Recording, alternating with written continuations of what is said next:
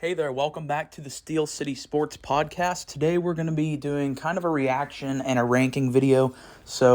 I'd actually like to start this as a new series here on the channel as the NFL season is kind of winding down. We're going to be doing a lot more NBA content on here. And definitely stay tuned for my NFL conference round predictions if you're interested in that. But today we're going to be taking a look at ESPN's MVP ladder for the MVP. So at 5 they have Giannis, 4 they have Luka, 3's Joel Embiid, 2's Tatum, and 1 is Jokic. So that's their list, and I think each week we're going to compare my list to their list and just kind of see how things move around. I've also considered doing sort of a power rankings thing like I was doing with the football teams throughout the season. I might start doing that with the NBA teams week to week. So for my list, there is one thing that is the same as ESPN's list, and then the rest is completely different. So at 5, I do agree Giannis is at 5. He definitely has, I don't want to say as legit a case as some of the others. I think some of them are having more impressive individual seasons than Giannis. The case for Giannis is that when Chris Middleton was out, Giannis kept this team afloat. It was essentially just Giannis kind of carrying the team on his back. And since Middleton's gotten back, they've been pretty good. You know, they're the 3rd seed right now. They're at 31-17. And obviously they're in the hunt to get that 1 seed. You know, they're only 4 games back from Boston. So I do think that Giannis has a chance. It's probably an outside chance just because there's so many people right now that I think are viable candidates. But that's all me and ESPN agree on. Everything else in the rankings is different. And real quick, there are 2 other guys, probably 3 other guys that I think had a shot. I think Kevin Durant, had he not got injured, I think Kevin Durant was on pace to having a legitimate argument for the MVP this year. It's just, you know, he got injured, so when that happens, you kind of just automatically get plucked out of the MVP race.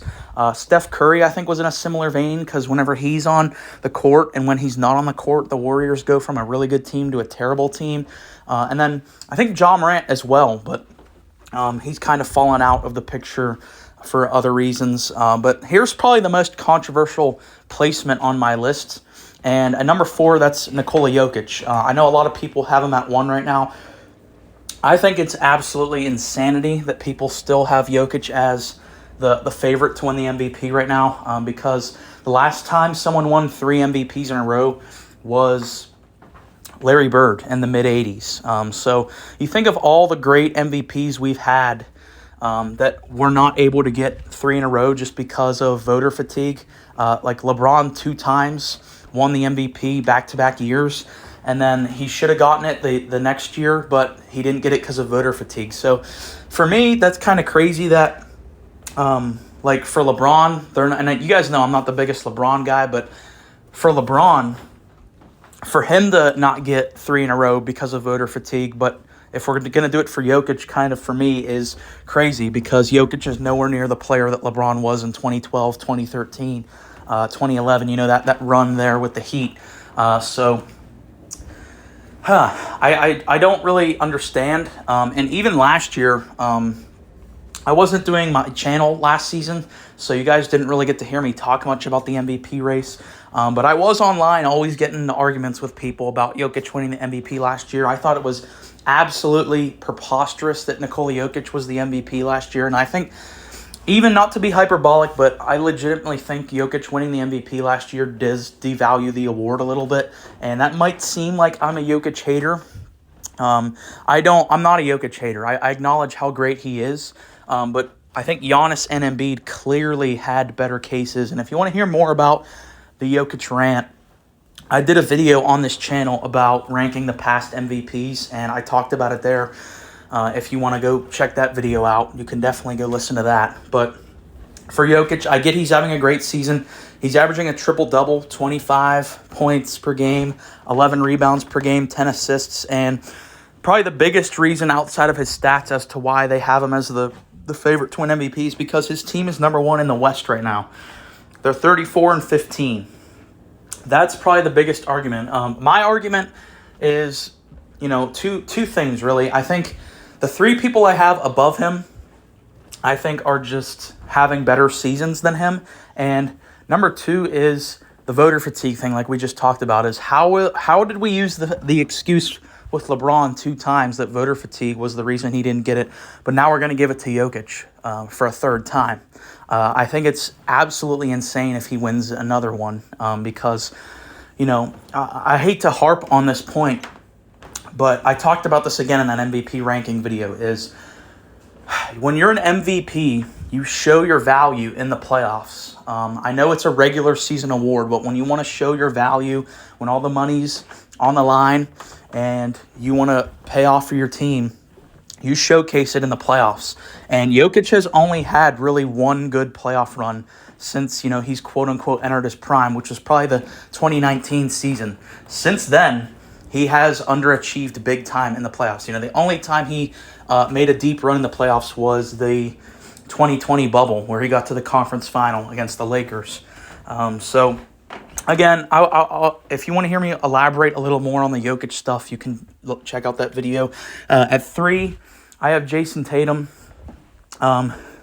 So, Tatum, for me, similar to the Jokic argument, why I kind of see it is because they're the number 1 team in the East. And I think right now you can argue in terms of the top tier teams, the East is better than the West. I think the West is more deep than the East, but just in terms of like the top 4 seeds of each side, I think the East has the better teams right now. So I think it's a little more impressive being the 1 seed of the East than it is of the West. And Tatum, there's really no holes in his game. A big part of why, again, I don't value Jokic as much, especially as a center, is his defense. His defense definitely is bad, whereas Tatum can guard basically any player, 1 through 4, maybe some 5s. And, he's basically just, there's no holes in Jason Tatum's game. He's been on an absolute tear this year, 31, 9, and 4. And a lot of people have him as their MVP right now. I could kind of see that argument. He was phenomenal last year, and he's only added to that and gotten a little better even this year. At 2, so if you're talking about what MVP means, and just in terms of pure value, like if you take this player off their team, that team's going to just be terrible. I think no other player really, except for one, obviously the one I have at 1, but this guy really kind of embodies that argument. And the interesting thing is, an MVP hasn't won the NBA championship since 2015 with Steph Curry. So I think that kind of shows that the priorities of giving out the MVP award is kind of a mess, because we flip it from year to year what MVP means. Is it statistical based? Is it storyline based? Is it winning based?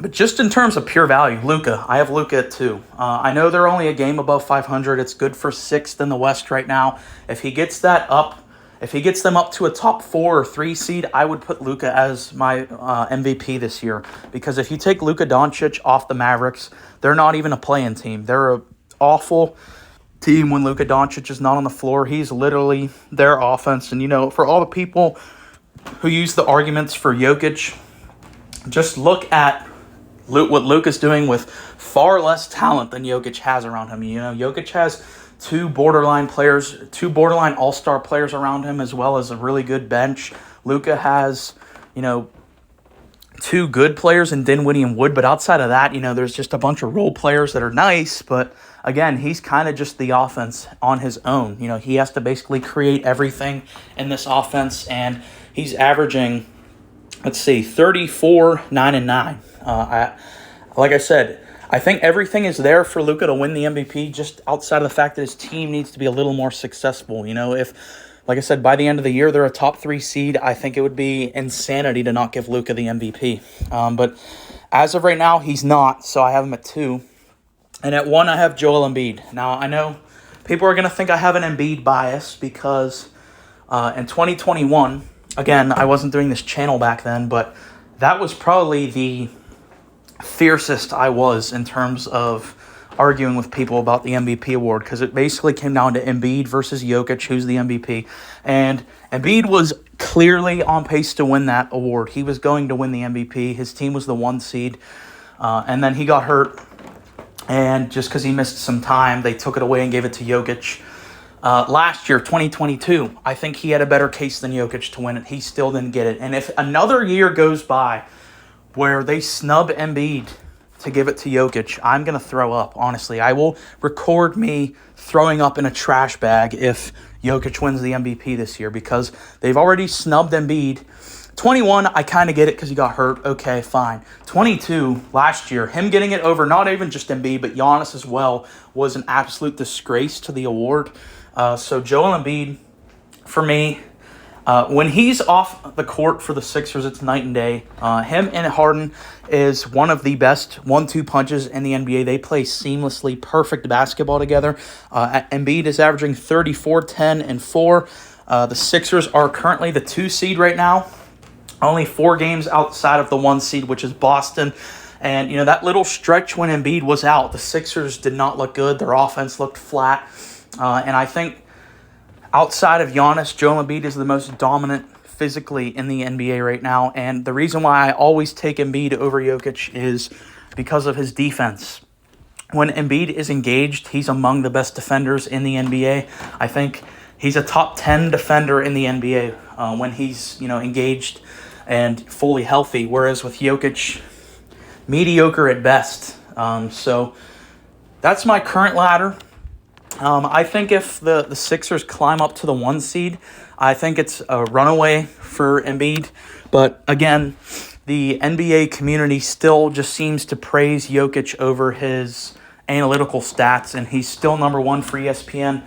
Like I said, he shouldn't get a 3rd in a row. It would be disgraceful, but that's it for my list. Thanks for listening.